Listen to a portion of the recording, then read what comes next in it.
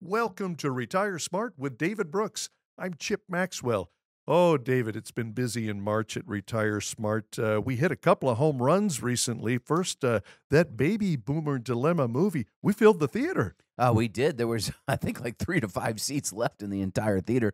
Unfortunately, a couple folks had to sit in the front row and kind of look straight up, but it was a very well-received event. So, and the feedback we got was pretty good from it, so that was pretty cool. Well, we'll do that again sometime in the future. And then we had the Women, Wealth, and Wisdom event. Actually, it was 2 nights this past week, Wednesday and Thursday. I can't wait. In the next segment of our program, financial advisor Dayne Lawyer is going to tell us all about it. She was the lead presenter.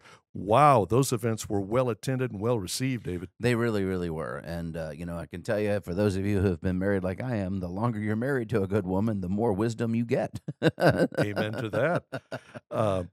Now, we have coming up, David, what has become one of our most popular offerings, one of our most popular workshops, Smart Social Security Blueprint, March 22nd, 6:30 p.m., right here in the Midwest Learning Center at Retire Smart. Can you just give people a quick rundown on what they can expect from that workshop? Absolutely. One of our advisors, Sean Swanson, leads this program where he kind of goes through the basics of Social Security and then into a little bit more advanced understanding of how to, number one, time the withdrawals when you're going to turn it on.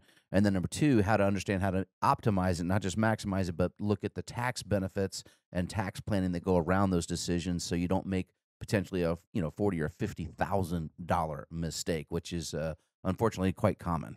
Now, often with these workshops, we offer them 2 nights in a row. This is one night only, March 22nd.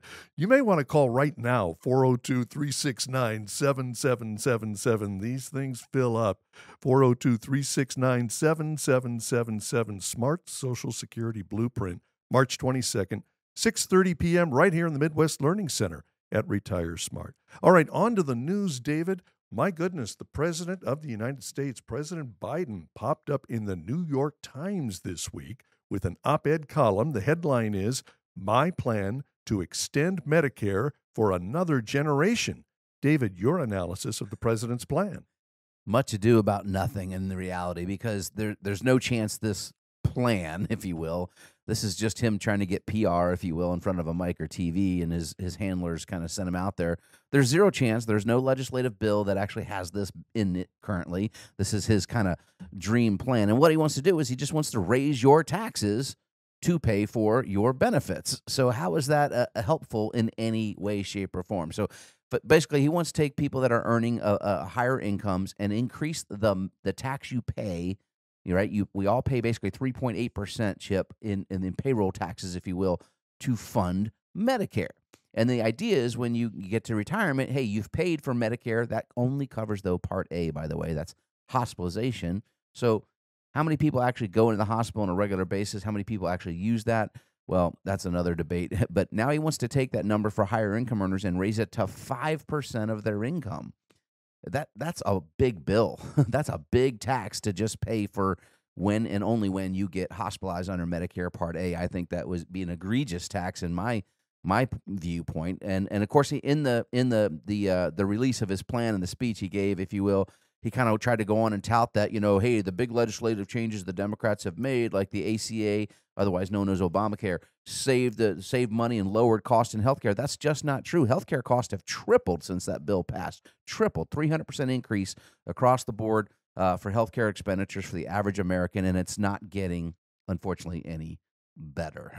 So I will point out too, now one positive for the net person that is a diabetic and is buying insulin, that is a senior citizen. Insulin is capped at $35 under Part D this year. That was part of the infrastructure bill that he put through, but that came at a cost, Chip.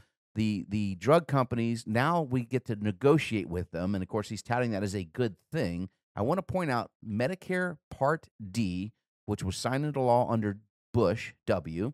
Okay, it's the only government program in history that is still under budget to this day, under what we said we'd spend for it. And the reason is the drug companies kick in and lower the prices artificially to make their drugs available. Now, I'm not saying it's a good or bad thing, but it actually worked. Now you're unwinding that And yes, they have the right to negotiate, but they also have the right to bring prices up on the backside and what you're going to pay, and you're going to end up paying more out of pocket in the next 10 years in our analysis of it. So anyway, I just buyer beware, caveat emptor, this is much ado about nothing, and him trying to get some press, if you will, but nobody wants to dive into the numbers as usual. Okay, well, this is reality. This next headline, you sent me this story, David, and I had to read the story twice to get my brain wrapped around it. Fox Business headline is U.S. home prices could plunge 20% amid risk of deep housing slide, Fed economist warns. David, is this headline saying that if I've got a home that's worth $500,000, by the end of 2023, it's only going to be worth $400,000? That's a very good possibility, Chip. And actually, in that price range, that's actually probably pretty accurate.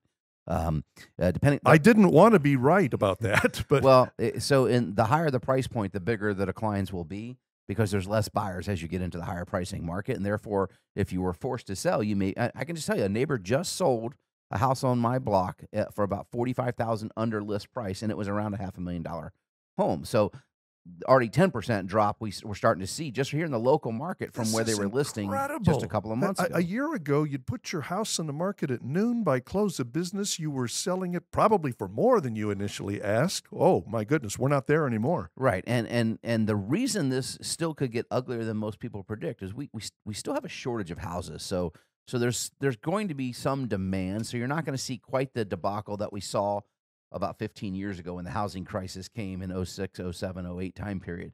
And I had a house, I'd built a house in a town called Vieira, Florida, and that thing went down over 50% in value when that crisis hit. Now, it was a newer neighborhood. We were just a few miles from NASA's front door, and unfortunately, President Obama cut NASA's budget, and we lost about 80,000 high-paying jobs in the county I lived in, and so we had one of the worst hit areas in the country. But and again, the nice thing is we talk about often, Chip, is Omaha is one of the best cities you could ever live in to weather an economic downturn. So that's the good news. But nationwide, yeah, you're going to see some pretty big price drops. We're already seeing it in the high-flying areas like Phoenix, South Florida, Tampa, Northern California. But even here in Omaha, 10, 15% is very, very realistic because the Federal Reserve, and we saw it this past week, Jerome Powell finally admitted it. Yeah, we got a lot more work to do. We're going a lot higher in interest rates than people think, and we're staying there for longer. So the swings, the range in Omaha tends to be more moderate than other places, but still 10 or 15%, that's a significant bite. Now, I know, David Brooks, that you are bullish on real estate as an investment. Do you feel that over time this will still work it out, or does this cause you to back away from real estate? Well, I mean, it may be an opportunity if you're an investor like me. You may be able to buy something, for less of a price. Now, the downside is if you're using leverage and you're borrowing to make that purchase, you're going to pay a lot more in higher interest rates for the next couple of years. So there's a bit of give and take. And again, it's just understanding if you have the capital, yeah, that could be a great opportunity. Well, let's talk about those interest rates, David. I want to hit you with a pair of headlines from CNBC and then turn you loose here. The first one involves J.P. Morgan Chase CEO Jamie Dimon, someone whose name comes up a lot in our conversations. And the headline is, Jamie Dimon says the Federal Reserve has lost a little bit of control of inflation. And then a day or two later in CNBC, Fed can't tame inflation without significantly more hikes that will cause a recession. This is according to a research paper done by a panel of experts, including a former Federal Reserve governor. What do you think about this, David? Yeah, they're going to crack the economy. And again, the housing story we just talked about, there's nothing that the Fed would like to see more than that 20% reduction because it would help them hit their target of 2% inflation by the end of maybe next year, end of 2024, because housing is now, as we talked about in previous shows, recalculated in CPI. It's about 44% of that calculation. So if you get that to drop 20%, that's basically, and that's almost 45% of the calculation, that gives you a negative CPI to start with, and you add the other numbers back, and artificially you're going to all of a sudden tell you that, hey, inflation's only 2.6% a year and a half from now. I tell you, that won't be your real inflation, but anyway, that's what they're going to report to you.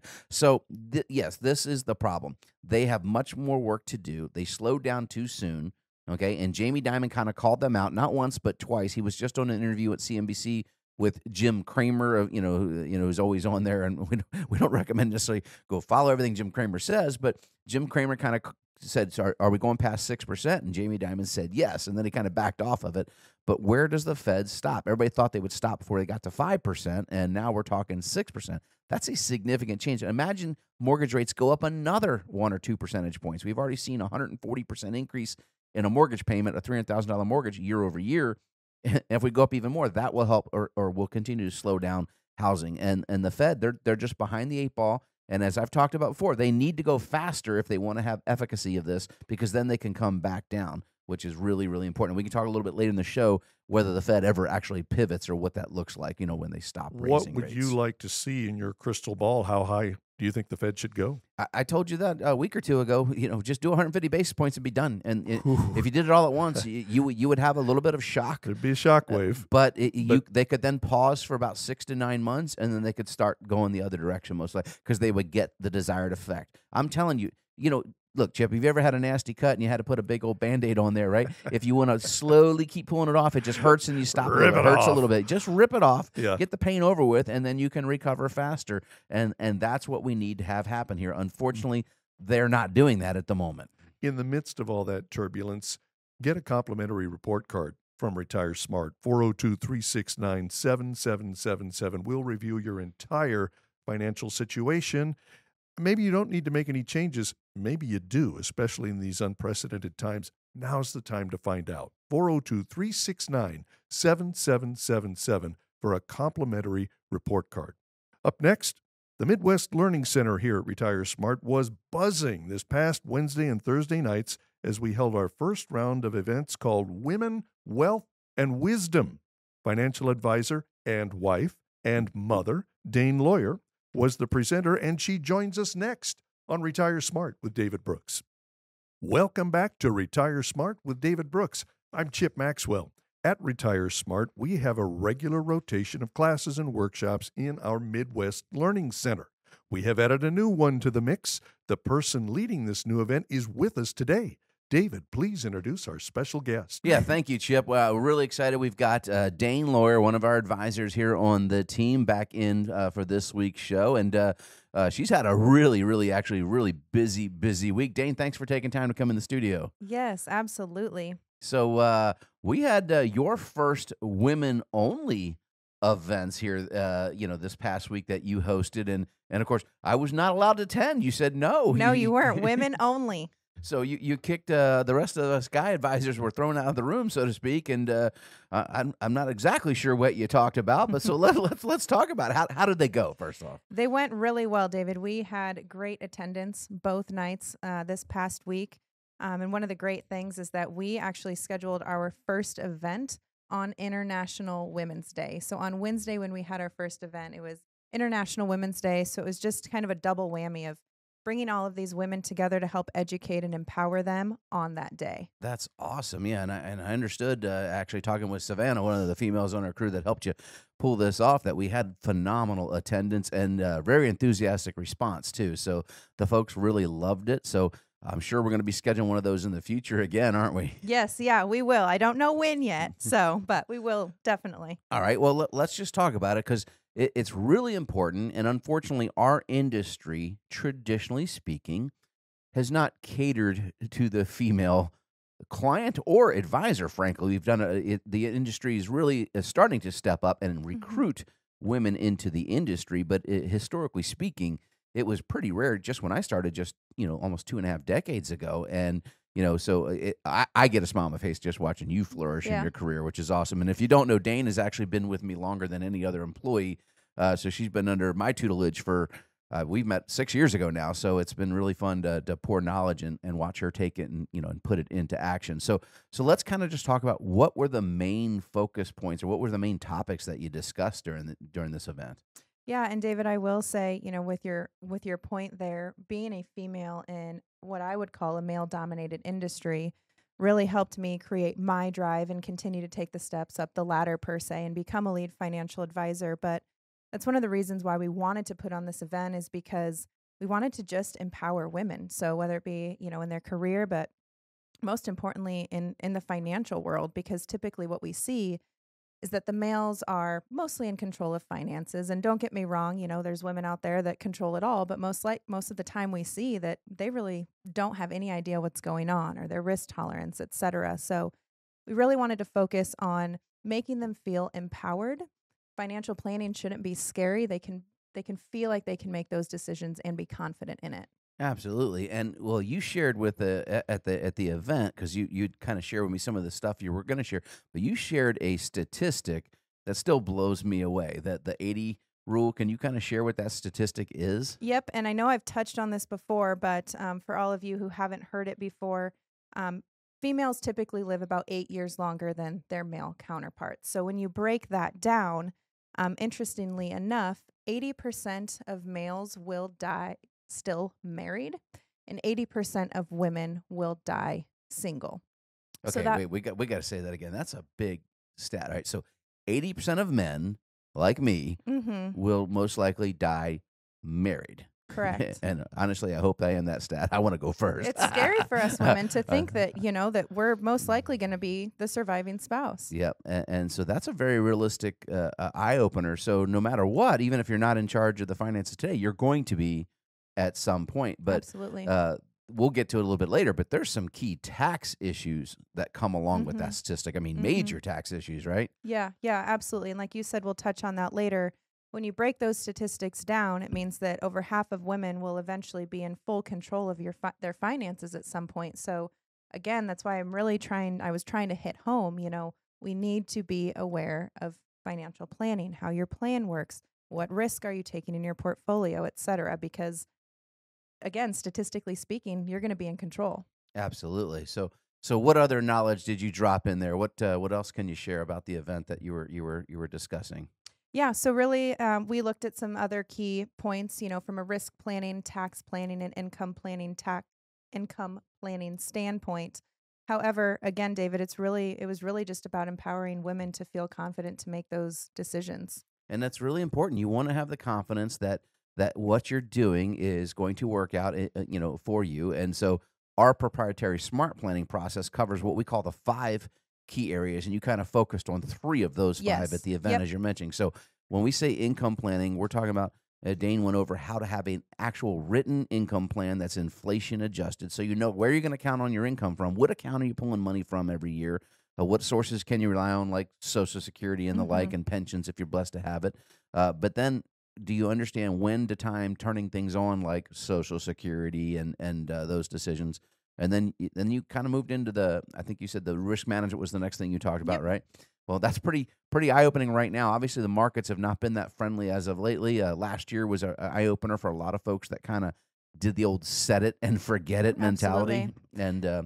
And you kind of show people that you think they need to be proactive, right? Yeah, they need to make sure they're continuously reviewing their retirement plan and making sure their risk is set to an appropriate level for them. We had the worst year in market history for the bond market last year. And what we've seen is, well, hey, majority of my portfolio is into bonds. My advisor moved me into bonds. However, we've seen such a steep decrease in a lot of our, people's portfolios that they come in and visit with us because what they thought was safe actually wasn't. Yeah, so that's a good eye opener. Just getting a risk review, which is one of the things I think you offered the ladies that night. And of course, the third area, my favorite, you talked about the tax planning, and with that stat we mentioned earlier, that 80% stat going each way, there's some real significance to that. And so, did you share tax strategies for both single and married women and what they could be doing? Yeah, we definitely went through a couple scenarios. One of the things that I discussed is, if you're married, do you understand that if you become a widow or a widower,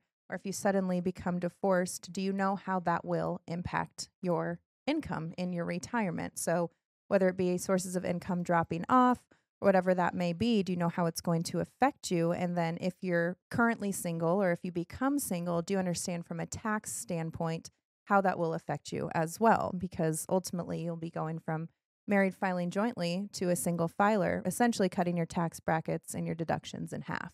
Yeah, that's key. So, a married couple might be retired getting about $100,000 in income, say from all sources. Well, with the standard deduction being so high today, those folks are most likely just going to be in the 12% tax bracket today.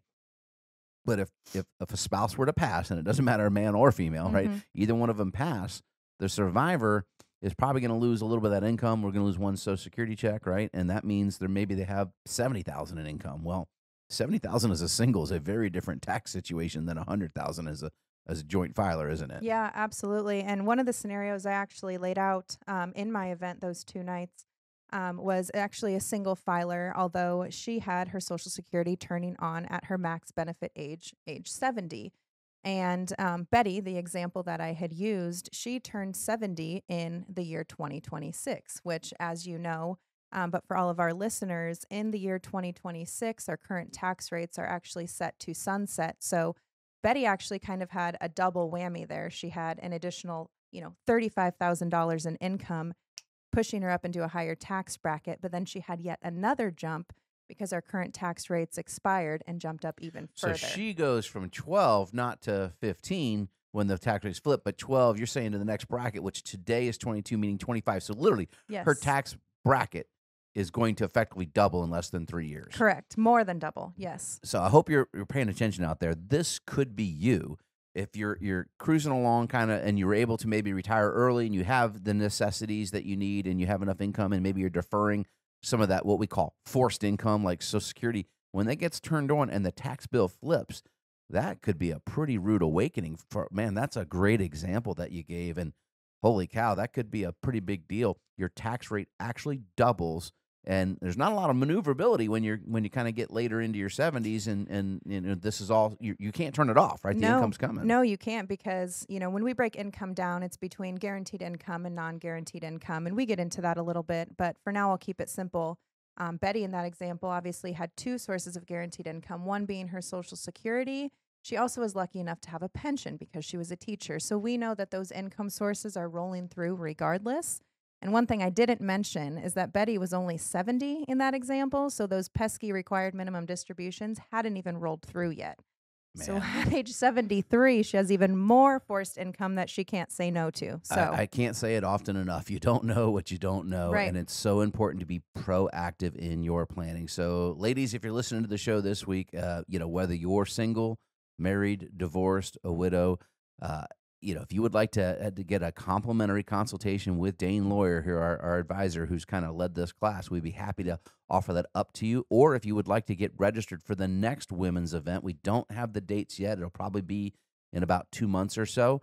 You can give us a call now at 402-369-7777 and to just tell them you want to get registered for the next Women, Wealth, and Wisdom event. And Dayne, we're out of time this week, but I appreciate you stopping by the studio and letting us all about it. Sounds like it was a really, really well-attended event. yeah, it really was. Thank you, David. Absolutely. Chip, what do we have coming up next? Up next, you have questions. David Brooks has answers. Q&A is next on Retire Smart with David Brooks.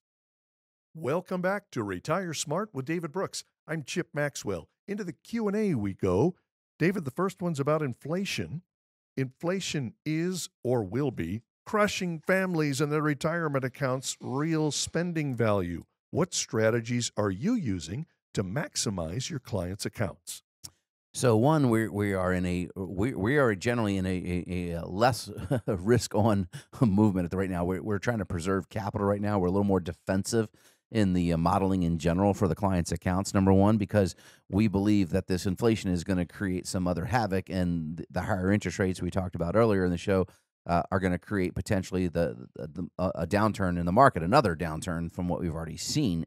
But the number one way, Chip, we can help people fight inflation is save them taxes, right? By just doing good proactive tax planning, because if we can reduce your lifetime tax in retirement by, say, 10%, well, then there's 10% more spendable income you have, which can help combat this inflation. And so that's the number one way we can help someone fight inflation, is by saving them money elsewhere. And, of course, we coach our clients in our reviews, et cetera, to not make any major purchases right now if they can be put off, to understand that you don't maybe want to leverage or finance things at these higher interest rates. So just some good old-fashioned basic economic understanding of the environment we're in, and then planning accordingly to help our clients have the most spendable income in retirement if we can.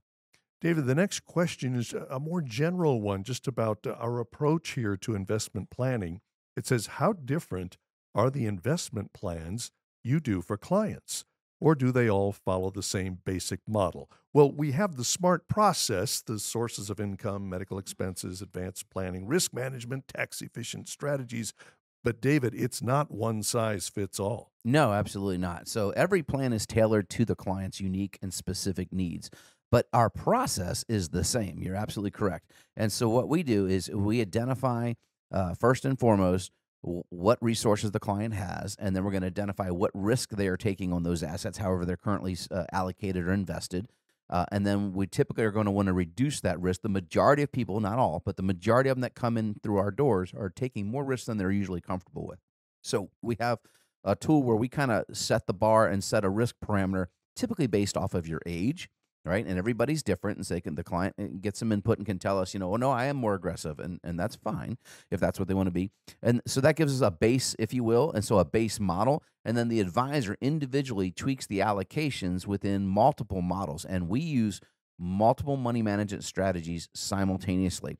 Now, one client may have larger exposure to things like alternative investments or real estate or commodities than someone else, and that's going to be based on resources available, age, time horizons. There's many factors that go in, but no, there's nothing cookie cutter about a SMART plan, except the process is basically tried and true in our opinion, and so we follow a process that gets us a tailored financial plan so that the clients can live their best retirement. I've heard you say numerous times that somebody or a couple that set up an account 30 or 35 years ago at a certain risk level, it's just been left on automatic pilot. And they've done it the right way. They're in relatively good shape for retirement. So they don't want to be playing games with a high risk level at that point. Well, that's two faces to that coin, Chip. So number one, let's just say someone had a risk score and let's say they were moderately aggressive when they were 40 years old, right? So they set their portfolio and they're always just told hang in there, and they leave them, they let it ride. And we see this from a lot of these big box firms. They've had the same investments since 1990, and so they let it ride. So not only is their risk appetite going down because maybe now they're 60, right, 20 years later, or 65, and they don't feel comfortable with the risk, the portfolio is even riskier than they originally set up because the equity, the growth portion of that has grown so much. So it's a much different percentage. Maybe they set out with what we call a 60-40 allocation. They had 60% of their money in equities and 40% in bonds, but because of the growth of the equities, they might have a 90-10 now and not even know it. And very common. So not only are they no longer just moderately aggressive in their portfolio, they're super aggressive. And so the drawdowns they can experience when the markets go backwards are pretty violent. And this is what we want people to be prepared for. Do you understand how big a drawdown can you experience? And we have a tool, we can show you this. We can show you exactly what your portfolio did in the past, and we can predict what it might do in the future based on different economic outcomes. If you get hit by a drawdown when you're 40, that's one thing. You've got time. But if you're in your 60s or 70s, you can't afford to let that happen to you. And you're going to have drawdowns. But can you limit how far they go? You don't want to go backwards 25, 35, 40% when you're in retirement because the odds of running out of money increase a lot. David, ESG, environment, social governance policies as they apply to investing. It's been in the news a lot. We've been talking about it a lot. And here's a question about it. Do any of your investment plans include BlackRock and other ESG investors? The only ESG investing we'll do is if a client specifically asks us to do it. I've talked about it. I'm not a proponent of the ESG style investing because the studies show that you underperform, not outperform. There are some that do outperform. Let's face it, there's going to be outliers everywhere, but there's additional expense involved in getting these funds. And my job is to get the client as a fiduciary the outcome they desire, typically the best return for the risk level they're willing to take. So no, we are, and we moved away actually intentionally from BlackRock. And that's due to public feedback, right? People are upset with that company for some political reasons, and again, we don't have a lot of stuff in their things, and if we do, it's simply either it's a tax position a client already held, or because the client asked us to do it, type of thing. But it is not part of our primary model, no, Chip. So, great question, and if that's from the event, the State of the Market event, I'll thank Ralph for the question. Oh, yeah. Okay. Yeah, these are the questions generated at our State of the Market event. We couldn't get to all of them that day, but they're great fodder for the radio show here. In fact, here's another one, David. This relates to a news story that you sent me. We won't have time to get to the news story, but it's the so-called gig economy. What is the minimum amount for Venmo transactions that will generate a 1099K form? You have been warning about this for months, and now the rubber's starting to hit the road on this new policy. Yeah, so any transactions that are $600 or more are going to get flagged. Now, if you're using Venmo, and I use Venmo, full disclosure, to send money, I get money from like coworkers for lunch. We transfer money back and forth. So at the end of the year, services like Venmo, PayPal, Zelle, there's many of these, Cash App, there's tons of these services. They are now going to be required to issue you what's called a 1099K. Now, that does not mean it's a taxable event. It means they're notifying you that they've notified the IRS you've got money moving around, and then you have to prove that it wasn't taxable income. So if you were if I lent you $800, Chip, and I sent it to you on Venmo, we're both going to have a 1099K produced from Venmo. And then I've got to prove that if it was a loan, am I charging you interest? Because that would be taxable. Or if I was just buying something off you, Wow. So yeah, they're going a little deep here. And this is the part that makes people nervous. 80,000 plus new agents being trained and hired to Got to find something for them They're to not do, I going guess. after multimillionaires. That's not who they're going after, and people understand. Right. They're going to go after everyday people because it's the low hanging fruit. And if somebody making $50,000-$60,000 a year gets a letter in the mail saying, "Hey, you owe an additional $250 because of Venmo or whatever," are you going to go hire somebody to fight that, or are you just going to write the check? It's a shakedown. You'll just write the check. Yeah, exactly. So, Yeah. But yeah, unfortunately, $600 is the threshold that you're going to get these for. Didn't it used to be 10 or 20 grand or something? So before you had to report $10,000 anything? was typically the number. Yep. And then in anti-money laundering training, all the advisors would know that anything that's over $3,000 could trigger what's called a suspicious activity report if somebody were moving money in strange increments. And this would be typically people doing illegal activities, would use banks, and they would move $2,900 around all the time, trying to stay under the radar, if you will. Okay. So, but that's not. We don't do transactional stuff like that here, so we don't have to really worry about that too much. Here's another big picture question, David, about market forecasting. With a managed economy based on unbacked funny money, how do you determine the direction of the markets? That's a great question. And to put it in the most basic form, where the money flows, the stocks go, right? So you can track accumulation of the market. You can track how much money, whether it's a fiat currency, and again, people are concerned, right, because our dollars are not backed by gold. So how does this funny money drive the market? Well, it doesn't matter if it's funny money or not. It's money. And when the money flows into the markets, that is accumulating the markets are typically going to rise. When we're decumulating or taking money out of the markets are going to fall, right? So the flow of money is a determining factor. And we track this on the economy, and we track it in the markets, Chip. So in the economy right now, we've just had, for the first time in our history recently, or at least in 60 years, a contraction of the money supply in the country, M2. And that's because of what's going on right now called QT, quantitative tightening, right? We did the QE, quantitative easing, for over a decade, and now they're actually reversing that with higher interest rates, and that's just it. People haven't seen it. The rate of change, if you will, that this is accelerating, which is why we are so cautious right now.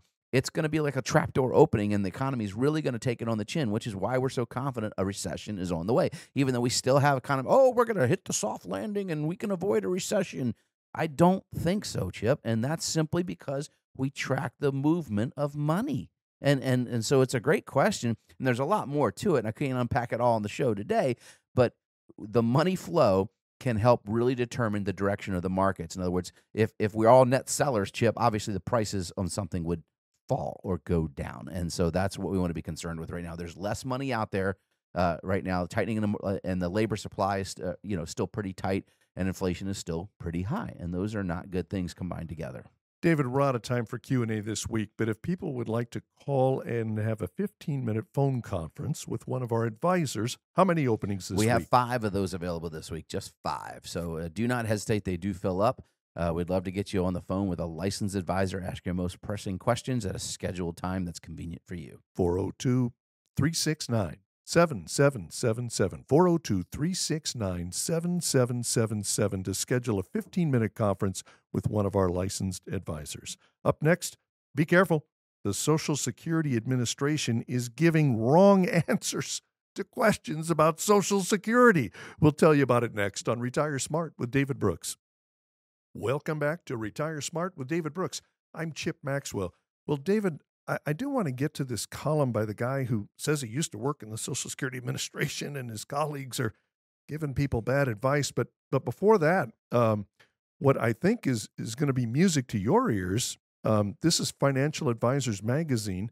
The headline says, Bipartisan Group of Senators mulls raising Social Security age. You've been on this for years, David. Absolutely. So, look, we enacted Social Security, again, give quick history lesson, way back in 1935, all right? So in 1935, FDR signed the law, and we created Social Security. We did not adjust the ages with which you could draw, right, until in the early 1980s, right? And we only once, and it was under President Reagan, extended, your life expectancy based on actuarial data and said, okay, we're going to make you wait to draw.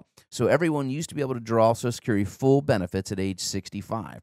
Basically, after that bill passed under Reagan, we stretched that out, and depending when you were born, we did a slow raise, right? And so everybody born after 1960, like me, their age is now 67. Well, we need to do this again for everyone that is not yet 50 years of age, right? So basically, just take maybe, say, 1965 would be a simple round number to pick.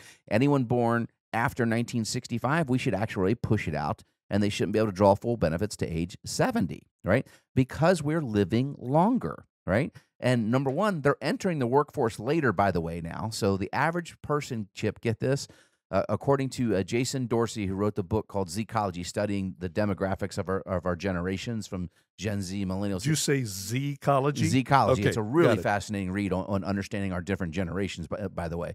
Great book. But anyway, what he talked about is the average Gen Zer gets their first job, Chip, over 5.8 years later than the average baby boomer did. So they don't start working for 6 years later.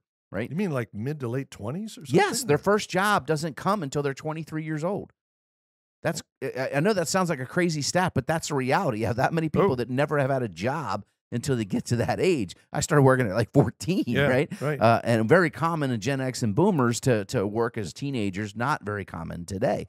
And so they're not paying into the system early enough, which is one problem, and they're living longer. So it's not unfair to do this. They would be paying into the system for their working career. They're starting it later, and they could draw it later, and that alone will take care of about 60% of the insolvency problem within Social Security.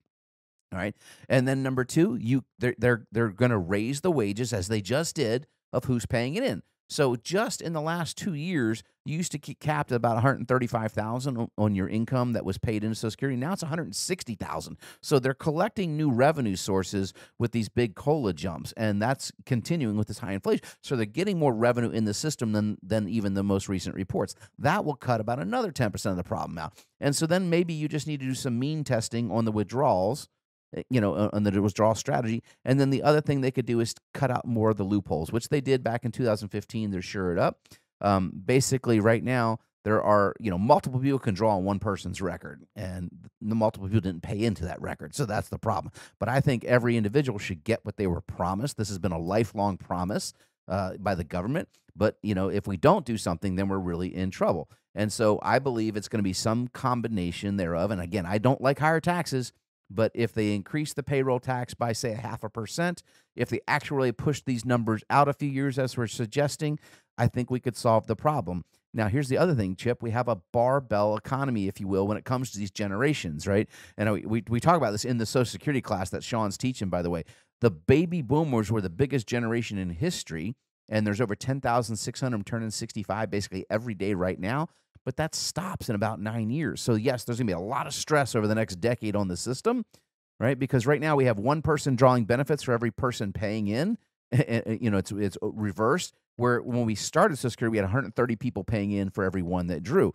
But that pressure does ease off a bit in about 10 years. When my generation, Gen X, gets to age 65, right, we're less than half the size of the baby boomer generation. So a lot less people every day will be aging into the system, less than 5,000 a day. And so it will ease the pressure. And then behind me is the biggest generation in our history, over 90 million millennials will be making more wages, paying more into the system. So it could be solved, and here's bipartisan support to do something. And this is the one thing I think you could get people with logic to do. But again, oh, we're going to primary you, Chip, if you you took mess away with my it at Social all. Security or Yeah. whatever, right? But again, Yeah. logic Yeah. and reason go out the window. I miss the days, even when we had partisan politics. Tip O'Neill reached across the aisle to Ronald Reagan. They solved problems, right? Yeah. Clinton did it with Newt Gingrich, right? And so stuff got moved forward. We don't see that happening today, and that's the political world we live in. So unfortunate. Well, we'll keep an eye on that and see where it goes. Now, David, you sent me this story, and this happens to me. Well, I mentioned another story already in the show. You sent something. Wait a minute, is that right? I got to read that headline again. I got to read that story 2 or 3 times. But the headline from the Ep.9 is "More Questionable Advice from the Social Security Administration." The columnist is a guy who says, "I used to work in the Social Security system, and I'm hearing stories about bad advice coming out of the Social Security Administration." What's your analysis of it, David? Well, number one, they're not really allowed to give you advice. So you need to understand this. They're not trained to give you advice. Unfortunately, believe it or not, they can't give you the answers. And so when they do, they don't even know if they're giving you the right answers. Well, that's a little scary if I'm Joe Citizen trying to get it right, on Social Security. Which is why I cannot stress enough, you should probably attend if you're in our audience and you're having these questions. Social Security Blueprint class by Sean. So in this article, the gentleman that wrote it says he used to work at Social Security. Now, I haven't verified that or anything. And this is an article that was in the Ep.9, okay?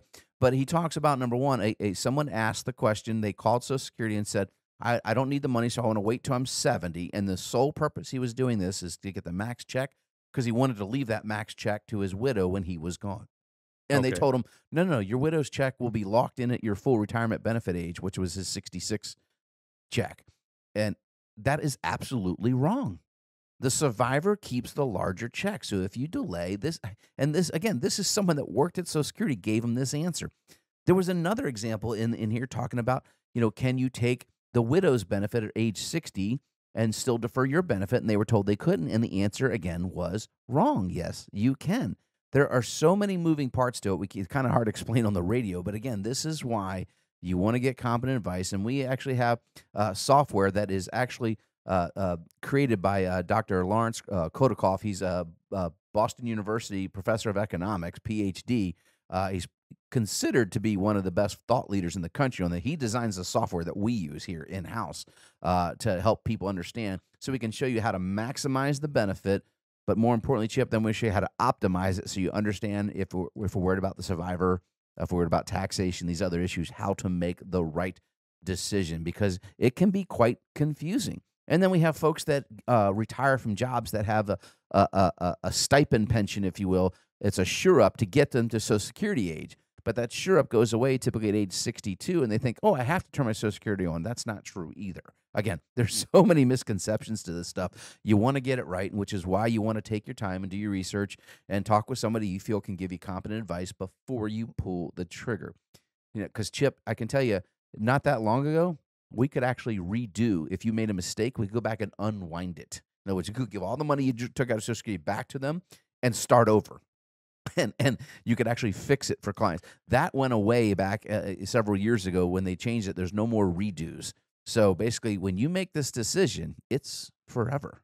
I cannot accept the fact that we have people inside the bureaucracy, inside the system, who are fielding phone calls, emails, maybe it's regular snail mail, whatever, who are giving incorrect advice to citizens seeking guidance on that bureaucratic system, Social Security. I just can't.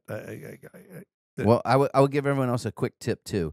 When you get your estimate, they only send it to you every 5 years, but you can log on online and look at your Social Security estimate anytime you want to register for the account. Yeah. Go look at your earning history and see if there's anything glaring. So we had a client that had 6 zeros, and I was like, were you unemployed during this? No, I was working. And the employer he worked for somehow did not report a dime of it to Social Security.